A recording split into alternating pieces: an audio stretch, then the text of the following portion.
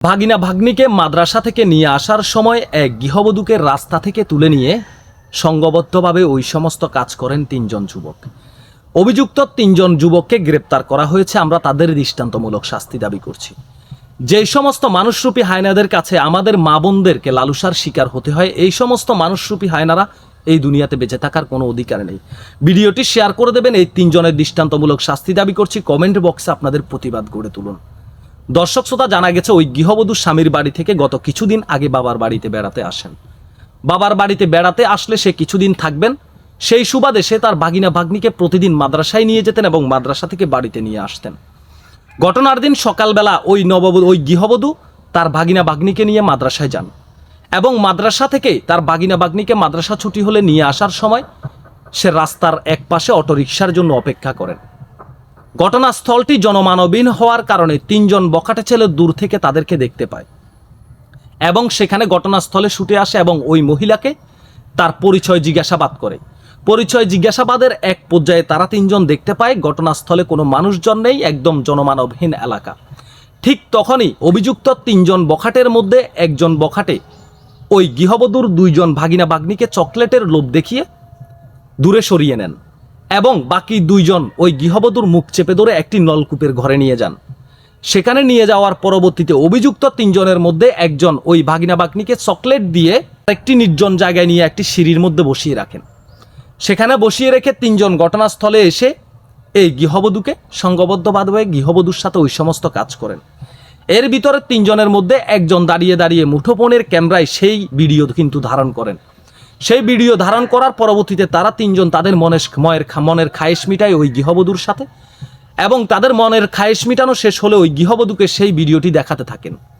Video দেখিয়ে বলেন, যদি এই বিষয়ে মুখ খোলা হয়, কাউকে কোনো কিছু বলা হয় বা জানানো হয়, তাহলে এই ভিডিও ফেসবুকের মাধ্যমে ভাইরাল করে দেওয়া হবে। এই সমস্ত ভয়ভীতি দেখিয়ে ওই মহিলাকে ছেড়ে দেওয়া হয়। ওই গৃহবধূ তার দুইজন ভাগিনা ভাগ্নিকে নিয়ে বাড়িতে যান এবং পুরো বিষয়টি তার পরিবারের কাছে শেয়ার করেন। তার পরিবার সহ থানায় গিয়ে শিশু ও নারী নির্যাতন দমন আইনে একটি মামলা দায়ের করেন। সেই মামলার সূত্র ধরে পুলিশ প্রশাসন ঘটনার দিনই একজনকে গ্রেপ্তার করেন, তারপরে বাকি দুইজনকে গ্রেপ্তার করতে সক্ষম হয়। আমরা এই তিনজন অভিযুক্ত আসামির মানুষরূপী হায়না এই তিনজনের দৃষ্টান্তমূলক শাস্তি দাবি করছি। এই তিনজন মানুষরূপী হায়না এই দুনিয়াতে বেঁচে থাকার কোনো অধিকার রাখে না, যাদের কাছে আমাদের মা বোনের কোনো সেফটি এবং নিরাপত্তা বলতে কোনো সম্মান বলতে নেই, যাদের কাছে প্রতিনিয়ত আমাদের মা বোনদেরকে লালসার শিকার হতে হয়, সেই সমস্ত মানুষরূপী হায়না এই দুনিয়াতে বেঁচে থাকার কোনো অধিকার নেই।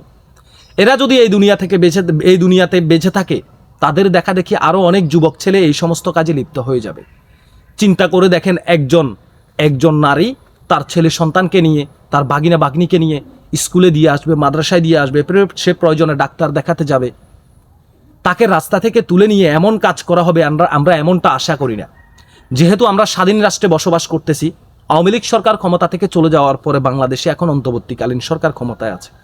এই অন্তর্বর্তীকালীন সরকার ক্ষমতায় থাকা অবস্থায় রাষ্ট্রে আমরা এমন একটি আইন চাই, যে আইনের প্রক্রিয়া হবে, যে আইনের দ্বারা হবে, যারা অশ্লীল কাজ করবে, অসামাজিক কাজ করবে, যারা মানুষকে দুনিয়া থেকে বিদায় করে দেবে, যারা মা বোনদেরকে লালসার শিকার করবে, মা বোনের ইজ্জত হরণ করবে, তাদেরকে দ্রুততম সময়ের মধ্যে গ্রেপ্তার করে খুব অল্প সময়ের মধ্যে আইনের সর্বোচ্চ সাজার আওতায় নিয়ে আসা হবে। মানুষজন জানতে পারবে যে এই সমস্ত কাজ করা আসামিগুলোকে খুব দ্রুততম সময়ের মধ্যে আইনের সর্বোচ্চ সাজার আওতায় নিয়ে আসা হয়। তাহলে হয়তোবা সমাজে এই সমস্ত অপকর্মগুলো বন্ধ হতে পারে। যদি 2024 সালের ঘটনা যদি আপনি 2030 সালের পরে আইনের সর্বোচ্চ সাজা কার্যকর করেন আসামিদের জন্য, তাহলে ঘটনাটি ডুবে যাবে এবং কি আসামিরা, এই সমস্ত মন মানসিকতার মানুষরা আরও এই সমস্ত কাজ করতে কিন্তু উৎসাহী হবে। যদি জানা যায় আসামি গ্রেপ্তার করেছে 2024 সালের আগস্ট মাসে, তাহলে আগস্ট মাসে যদি সে আসামিদেরকে সর্বোচ্চ সাজার আওতায় নিয়ে আসা হয়, তাহলে হয়তোবা অন্যরা এই জিনিসটা দেখে ভয়ভীতি পাবে, হয়তোবা এমন অপকর্ম থেকে সরে আসবে। সবাই ভালো থাকবেন, সুস্থ থাকবেন, আল্লাহ হাফেজ। যদি আমার এই কথাগুলোর সাথে আপনারা একমত হয়ে থাকেন, আপনাদের কমেন্ট বক্সে মতামত জানাবেন এবং কি ভিডিওটি শেয়ার করে দেবেন। প্রতিবাদ গড়ে তুলুন, এই আসামিদের যেন খুব দ্রুততম সময়ের মধ্যে আইনের সর্বোচ্চ সাজার আওতায় নিয়ে আসা হয়। ভালো থাকবেন, সুস্থ থাকবেন, আল্লাহ হাফেজ। যদি ফেসবুক পেজ থেকে দেখে থাকেন ফলো করে দেবেন, ইউটিউব চ্যানেল থেকে দেখে থাকলে সাবস্ক্রাইব করতে ভুলবেন না। আল্লাহ হাফেজ।